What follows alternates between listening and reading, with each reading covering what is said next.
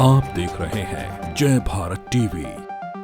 भाई ये नाम के लिए अखबारों में कागजों में बहुत बदलाव है, प्रैक्टिकली जमीन पर कोई बदलाव नहीं। पहले कांग्रेस पार्टी यही काम करती थी कि 80 का खौफ दिखाती थी और 20 को वो करती थी। अब ये लोग कर रहे हैं 80 का खौफ दिखा के।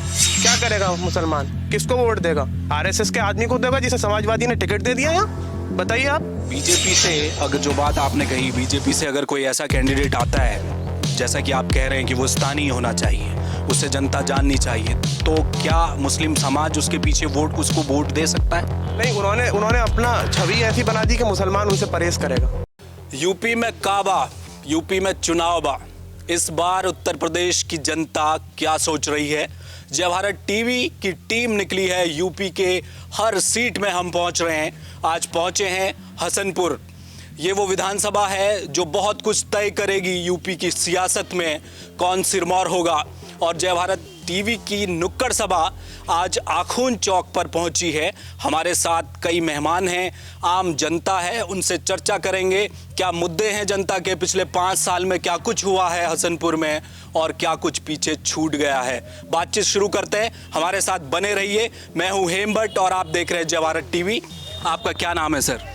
मेरा नाम है अब्दुल समीर खां। खान साहब, ये बताइए 5 साल गुजर गए, क्या देखा इन 5 सालों में? हसनपुर बदलता हुआ नजर आया?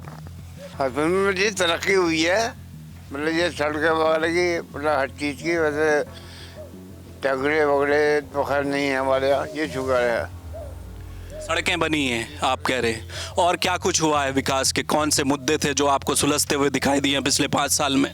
मुद्दे तो खैर ज़्यादा हमारे हसनपुर में थे ही नहीं ज़्यादा, बोले वैसे फिर भी बेहतर है हालात हमारे हसनपुर के। बेहतर है। क्या लगता है इस बार एक तरफ भाजपा है, समाजवादी पार्टी भी है, बहुजन समाजवादी पार्टी भी है, कांग्रेस कहीं पीछे छूटती दिखाई दे रही है, किसको देख रहे हैं इस बार सत्ता के सर पर?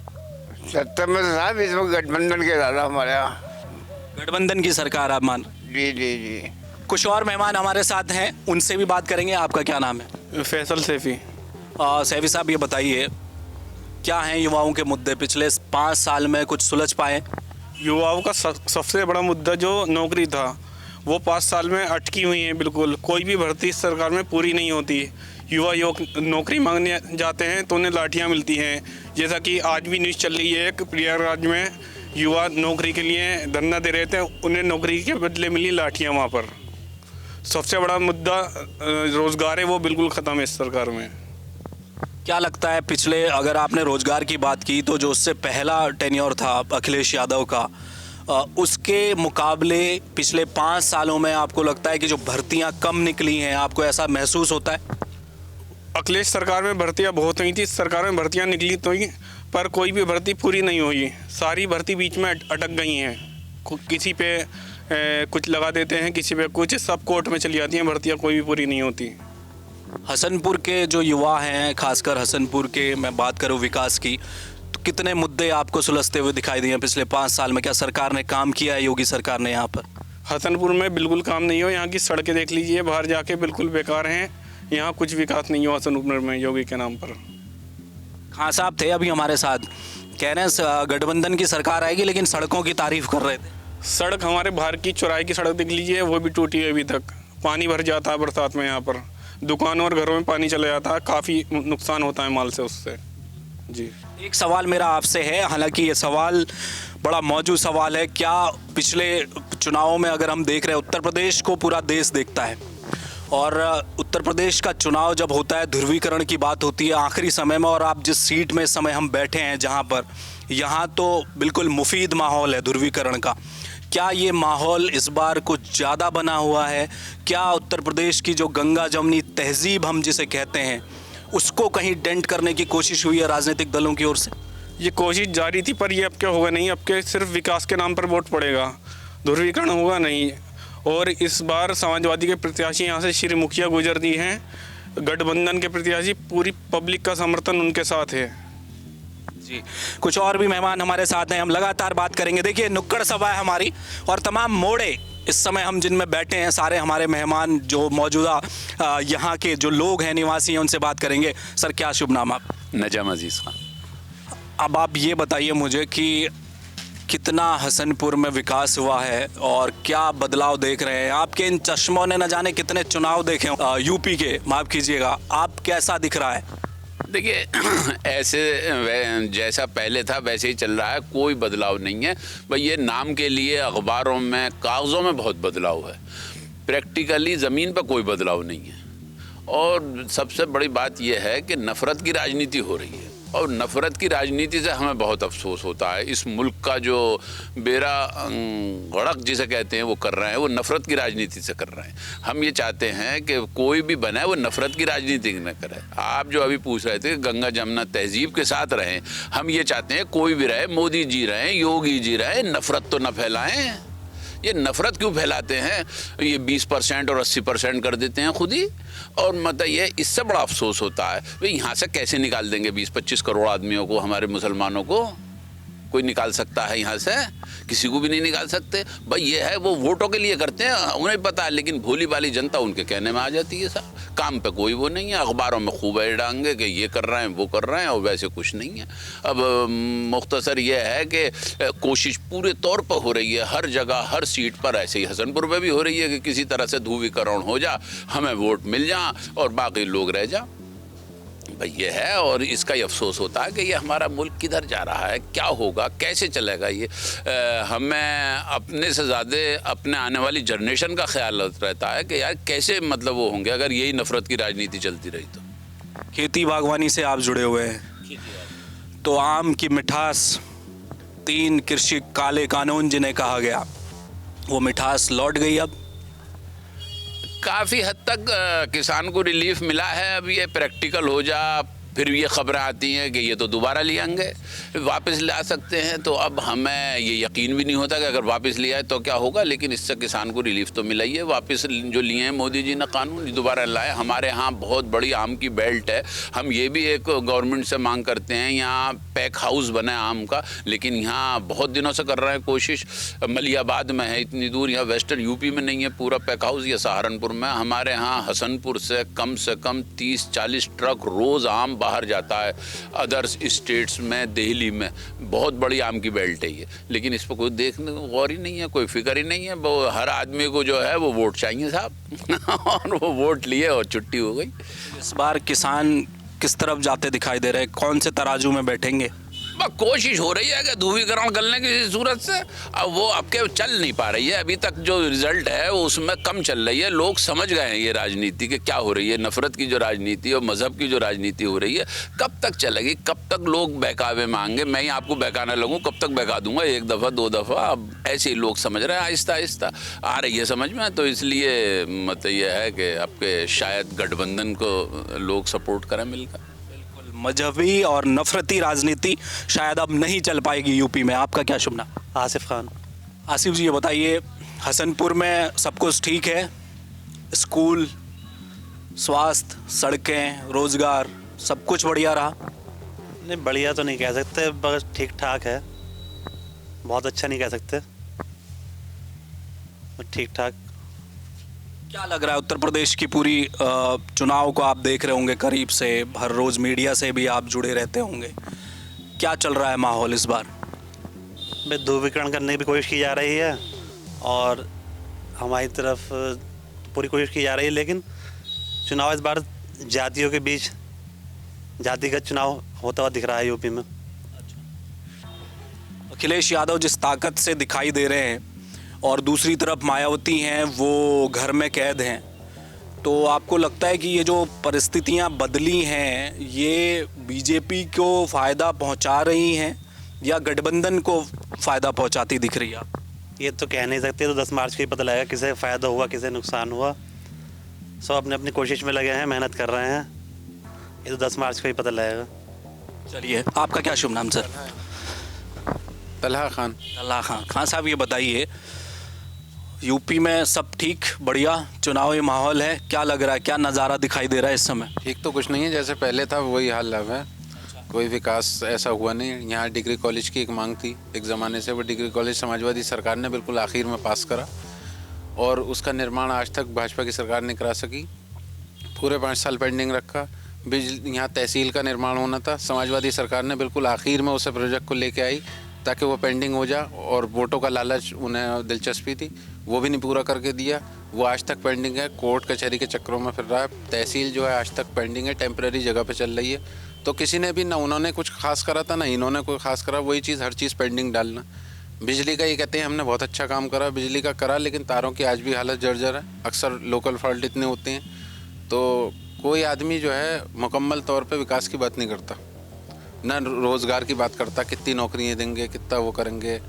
किसी की कोई आकांक्षा नहीं है कि मतलब आने वाले टाइम में कभी हमारा 40 पॉइंट प्रोग्राम, 30 पॉइंट प्रोग्राम, वो कोई चीज़ किसी की नहीं है। ये करते हैं हिंदू मुसलमान की राजनीति भारतीय जनता पार्टी वाले, ये कर रहे हैं अगड़े और पिछड़े की राजनीति।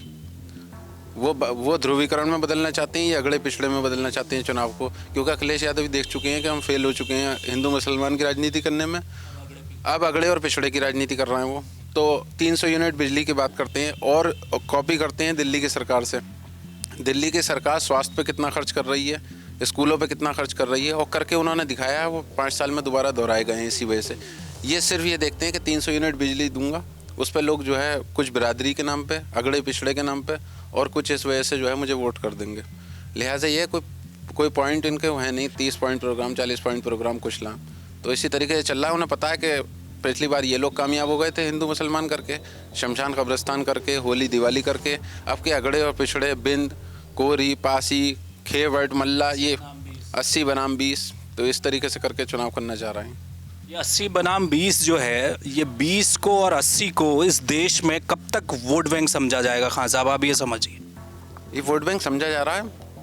सो कॉल्ड स्यूडो सेकुलर जो हैं, इन्होंने आज तक 80 का खौफ दिखा के 20 को बांध के रखा। हमेशा 80 का खौफ दिखाया। पहले कांग्रेस पार्टी यही काम करती थी कि 80 का खौफ दिखाती थी और 20 को वो करती थी। अब ये लोग कर रहे हैं 80 का खौफ दिखा के।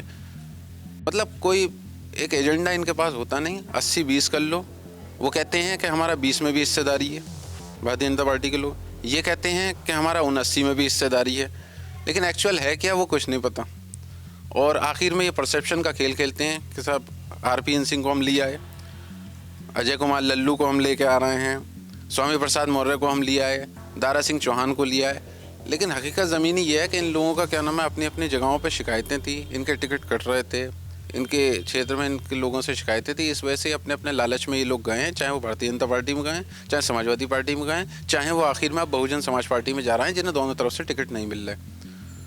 रही बात जनता की, वो जस का तस वही हाल जो 17 से 22 रहा, वो 22 से 27 रहना, यही 12 से 17 रहा था। आपका ये, आपने एक अलग सी तस्वीर, अभी मैंने जितने मेहमानों से बात की है, आपने एक नई तस्वीर बताई। आपने कहा कि गठबंधन एक अलग तरह की अगड़े पिछड़े की राजनीति कर रहा है, इधर ये 80 बनाम 20 की बात करते हैं, हिंदू मुस्लिम की बात हो रही है, तो यूपी में सरकार कौन बना रहा है? यही तो असल मुद्दे पीछे छूट जाते हैं, मुद्दों पे बात ही नहीं हो पाती। जो मुद्दे लेके आते हैं वो लोग बहुत पीछे खड़े हैं, उन्हें कोई अहमियत नहीं दी जाती। उन लोगों ऐसे मुद्दे वाली कोई पार्टी आपको नजर? मुद्दे वाले हैं। अब क्या नाम है जो है, आपने शुरुआत में उसे ये कह दिया कि ये बहुत पीछे है, लड़ाई में बहुत दूर नजर आ रही है कांग्रेस। अच्छा, प्रियंका गांधी सड़कों पर हैं, लड़ रही हैं, और तमाम जो एग्जिट पोल आ रहा है, जो हम अपना विश्लेषण कर रहे हैं, वो मेरा व्यक्तिगत हो सकता है, मैं ये नहीं कह रहा हूँ, लेकिन वो जो दिखाई दे रही है कांग्रेस वो पीछे है, इसलिए मैंने कहा। नहीं, पीछे है, बिल्कुल ठीक है। पीछे तो यूँ है क्योंकि परसेप्शन आपने ये बना दिया ना, परसेप्शन मीडिया ने, परसेप्शन समाजवादी पार्टी ने, परसेप्शन क्या नाम है भारतीय जनता पार्टी ने। कभी आज तक किसी ने ये हिसाब नहीं बताया कि क्या नाम है 22% SC और 20% मुस्लिम बन के क्या नाम है जो है भारतीय जनता पार्टी को टक्कर दे सकते हैं। ये भारतीय जनता पार्टी का एजेंडा है कि क्या नाम है जो है समाजवादी पार्टी को ये दिखाओ कि ये असली लड़ाई में है, ताकि असली चीज़ पीछे छूट जाए। असली एजेंडा ये है। इसलिए प्रियंका गांधी क्या कह रही हैं, राहुल गांधी क्या कह रहे हैं। राहुल गांधी एक बहुत ज़बरदस्त चीज़ ये कहते हैं कि देश का विकास जो है इकोनॉमी के आधार पे हो सकता है। इकोनॉमिक विकास जब तक नहीं होगा, जब तक कुछ नहीं हो सकता, उसकी कोई बात नहीं करता। तो ये क्या मुस्लिम वोट बैंक बंटने वाला है इसमें? कांग्रेस में भी जा रहा है, सपा में भी जा रहा है, तो ये क्या बीजेपी को वापस स्थापित नहीं कर देगा? नहीं, बंटता नहीं, जब तो पीछे हैं भाई, प्रदेश जब तो पीछे हो रहा है, बंटता नहीं। इस बार भी आप बढ़ता हुआ देख रहे हैं? हाँ, थोड़ा बहुत तो क्या नाम है जो है बढ़ता ही है, हमेशा वो अब भी बढ़ेगा। तो ये डैमेज कांग्रेस को ही जाकर कर रहा है? कांग्रेस के पास है कि डैमेज करेगा? कांग्रेस के पास तो देखो, आपने अपनी बात मान ली, मैं उसको साबित करना चाहता था। लेकिन एक बात ये बताइए कि ऐसे थोड़ी विकास होगा। जब आप विकास की बात जब आप लोग करेंगे तो क्या नाम है जो है विकास में तो फिर इस चीज़ को देखा जाएगा ना किसका पॉइंट प्रोग्राम सही है। बिल्कुल, विकास के मुद्दे पीछे रह गए हैं। हमारे साथ आपका क्या शुभ नाम है? मेरा नाम समीर मोहम्मद खान है। हाँ साहब, ये बताइए क्या चल रहा है सब हसनपुर में, क्या मुद्दे हैं जो पिछले 5 साल में होने थे पूरे? देखिए, कोई करता है अगड़ों की बात, कोई करता है पिछड़ों की बात, कोई करता है धर्म की बात, कोई विकास की बात नहीं करता। देखिए, जब किसानों की परेशानी चल रही थी तो कौन सड़कों पे था? आप बताइए कौन सड़कों पे था? जब उन्नाव में रेप हुआ तो कौन सड़कों पे था? बताइए कौन सड़कों पे था? देश के लोग थे वो। देश के लोग थे, उनके साथ कौन खड़ा था? प्रियंका गांधी खड़ी थी, नहीं खड़ी थी? अब कोई अगड़ों की बात कर रहा है, कोई पिछड़ों की बात कर रहा है, कोई विकास की बात नहीं कर रहा। और सबसे बड़ा मुद्दा यहाँ पे जो है, हमारे जो विधानसभा की जो तहसील थी वो अलग विधानसभा में जाके बन रही है, नौगांवा में। यहाँ हसनपुर में तहसील होनी चाहिए थी, अलग विधानसभा में बनने जा रही है। और दूसरी बात, अखिलेश यादव ने यहाँ किसी मुखिया गुजर को लाके खड़ा कर दिया, बसपा ने किसी भारी प्रत्याशी को खड़ा कर दिया, यहाँ लोकल का कोई कैंडिडेट ही नहीं है। क्या करेगा मुसलमान? किसको वोट देगा? आरएसएस के आदमी को देगा जिसे समाजवादी ने टिकट दे दिया यहाँ? बताइए आप किसको? कांग्रेस से कौन इस समय प्रत्याशी? कांग्रेस से कोई डिक्लेयर नहीं आया। अगर कोई लोकल प्रत्याशी आया है तो सब उसको चुनाव लड़ाएंगे और उसको जिताएंगे। यहाँ कोई लोकल प्रत्याशी नहीं है। कोई आरएसएस का उतार देता है, कोई पैसे वाले को मायावती टिकट दे देती हैं लाके यहाँ पे। बताइए किसको वोट दे मुसलमान? किसकी बात करे? विकास की बात कौन कर रहा है? कोई अगड़ों की बात कर रहा है, कोई पिछड़ों की बात कर रहा है, कोई धर्म की बात कर रहा है, कोई मंदिर की बात कर रहा है। कोई विकास की बात नहीं कर रहा, कोई पानी की बात नहीं कर रहा, कोई शिक्षा की बात नहीं कर रहा, कोई स्वास्थ्य की बात नहीं कर रहा। बताइए किसको वोट दे मुसलमान? किसको वोट दे? यहाँ गायों की परेशानी है, खेतों में गायें बढ़ रही हैं। बताइए क्या करें? यहाँ से प्रत्याशी को जानता नहीं कोई। बताइए, जैसे समाजवादी ने प्रत्याशी बना के भेज दिया। बताइए। बीजेपी से अगर जो बात आपने कही, बीजेपी से अगर कोई ऐसा कैंडिडेट आता है, जैसा कि आप कह रहे हैं कि वो स्थानीय होना चाहिए, उससे जनता जाननी चाहिए, तो क्या मुस्लिम समाज उसके पीछे उसको वोट दे सकता है? नहीं, उन्होंने अपना छवि ऐसी बना दी कि मुसलमान उनसे परहेज करेगा। उन्हें क्यों वोट देगा? तो समाजवादी का कर्तव्य बनना चाहिए था कि उन्हें कोई इस विधानसभा में ऐसा लीडर नहीं मिला जो वो टिकट दे दे किसी को। क्या बसपा को कोई ऐसा लीडर नहीं मिला जो टिकट दे दे? यहाँ उन्होंने दिया, बसपा ने दिया नोएडा के आदमी को, और सपा ने दिया मुखिया गुजर को, मेरठ के आदमी को, जो बीजेपी की सदस्य छोड़ के अभी आया है, आरएसएस का आदमी है। क्या मुद्दे आपको लगता है कि अगले 5 साल में जो नई सरकार आए, वो हसनपुर में कौन से ऐसे मुद्दे हैं जिन पर काम करने की ज़रूरत है? बिजली का, स्वास्थ्य का, अस्पताल, स्कूल्स यहाँ कोई कॉलेज अभी बन के तैयार नहीं हुआ है। स्कूल, कॉलेज, अस्पताल की आप देखिए हालात कैसी है। यहाँ जाके हालात देखिए आप अस्पताल की कैसी है। यहाँ कोई विकास नहीं हुआ है, सड़कें ऐसी की ऐसी हैं। यहाँ विधायक साहब ने अपना विकास किया है, कमाल अख्तर साहब ने भी अपना विकास करा था, यहाँ एक्स एमएलए यहाँ से एमएलए थे, और इस विधायक ने भी अपना विकास कराया। कोई जनता के विकास की बात नहीं कर रहा है। चलिए, तो कोई जनता के विकास की बात नहीं कर रहा। ये 80 बनाम 20 और अगड़े बनाम पिछड़े की राजनीति नहीं चलेगी। हसनपुर में चुनावी नुक्कड़ में आज हमने बहस की, चर्चा की यहाँ के आम लोगों से। नतीजा यही निकल कर आया कि अब केवल विकास की राजनीति होनी चाहिए। मुस्लिमों को वोट बैंक समझना बंद करना होगा, हिंदुओं को अपना बताना बंद करना होगा। किसी एक दल का कोई नहीं है इस देश में जो विकास करेगा, जो विकास की बात करेगा, जो मजहबी बातों से दूर रहेगा। ऐसे प्रत्याशी को जनता चुनना चाहती है इस बार उत्तर प्रदेश की। ये आज का नतीजा हमारा इस नुक्कड़ बहस से निकला है। इसी तरह की नुक्कड़ बहस पूरे उत्तर प्रदेश में लगातार हम आपको दिखाते रहेंगे। फिर किसी और जगह पर, किसी और विधानसभा में आपसे होगी मुलाकात। तब तक के लिए हमें दीजिए इजाज़त। कैमरामैन नवजीवन भंडारी के साथ हेमभट्ट, जय भारत टीवी।